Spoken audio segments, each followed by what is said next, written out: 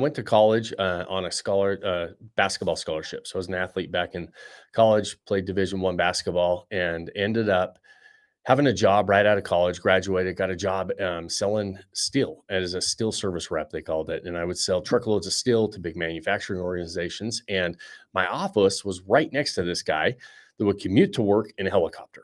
And after a couple months of working there, I thought, I'm going to go find out what this guy does. And we went over and I knocked on the door, made a little bit of small talk with him, and realized that, and asked him, and he said he was a real estate investor.